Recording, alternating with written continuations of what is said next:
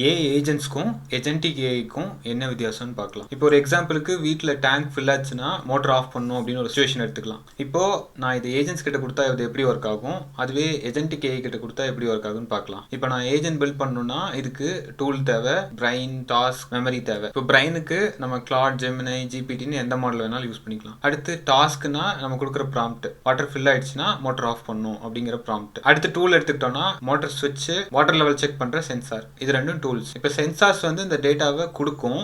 இந்த டேட்டா ஒரு இடத்துல ஸ்டோர் பண்ணி டெசிஷன் எடுக்கணும் இல்லையா, அதை ஸ்டோர் பண்ணுறதுக்கு இந்த மெமரி, அதாவது டேட்டா பேஸ் தேவை. இப்போ இந்த எல்லா வயரிங்கும் கரெக்டாக பண்ணிட்டேன்னா ஒவ்வொரு முறையும் டேங்க் ஃபில் ஆகும்போது மோட்டர் ஆஃப் பண்ணும். இதுதான் இந்த ஏஜென்ட்டோட வேலை, வேற எதுவும் பண்ணாது. அதுவே ஏஜென்ட்டுக்கு எடுத்துக்கிட்டோம்னா இந்த மாதிரி நிறைய ஏஜென்ட்ஸ் இருக்கும். வாட்டர் லெவல் செக் பண்ணுறதுக்கு ஒரு ஏஜென்ட், மோட்டர் ஸ்விட்ச் ஆன்ல இருக்கா ஆஃப்ல இருக்கான்னு பார்க்கறதுக்கு ஒரு ஏஜென்ட், இந்த மாதிரி நிறைய ஏஜென்ட்ஸை வந்து மேனேஜ் பண்ணுறது இந்த ஏஜென்ட்டுக்கு பண்ணும். இப்போ இதுவே நான் கஸ்டமைஸ் பண்ணணும்னா எப்படி இருக்கும், வாட்டர் லெவல் எவ்வளோ கம்மியாக இருந்தாலும் பரவாயில்ல, எனக்கு டேங்க் காலையில் 6 மணிக்கு ஃபில் ஆயிருக்கணும் அப்படின்னு சொல்றேன்னா, இது நான் ஏஜென்ட்டுக்கு கிட்ட சொன்னேன்னா அது புரிஞ்சுக்கிட்டு ஏஜென்ட்டை வந்து அதுக்கு ஏற்ற மாதிரி மாடிஃபை பண்ணிடும். அதுவே நான் ஏஜென்ட் கிட்ட சொன்னேன் அப்படின்னா ஏஜென்ட்டை நான் வந்து ரீவயர் பண்ணணும். இதுதான் ஏஜென்ட்க்கும் ஏஜென்ட்டுக்கு இருக்கிற டிஃபரன்ஸ். இது ரெண்டும் கம்பேர் பண்ணக்கூடிய டாபிக் கிடையாது. ஏன்னா ஏஜென்ட்டுக்கு வந்து ஏஜென்ட்ஸை மேனேஜ் பண்ணும். இந்த ஏஜென்ட்ஸை ரொம்ப ஃபாஸ்டா பில்ட் பண்றதுக்கு நிறைய பிளாட்ஃபார்ம்ஸ் இருக்கு. ஃபியூச்சர்ல நம்ம ஏஜென்டிக் ஜெனரல் இன்டெலிஜென்ஸ் மாதிரி ஒரே ஏஐ நம்ம என்ன டாஸ்க் கொடுத்தாலும் பண்ற மாதிரி வரும். அதுக்கு இந்த மாதிரி ஏஜென்டிக் ஏஐ ஃப்ரேம் ஒர்க் வந்து ஒரு பேசிக் ஸ்டெப்னு சொல்லலாம்.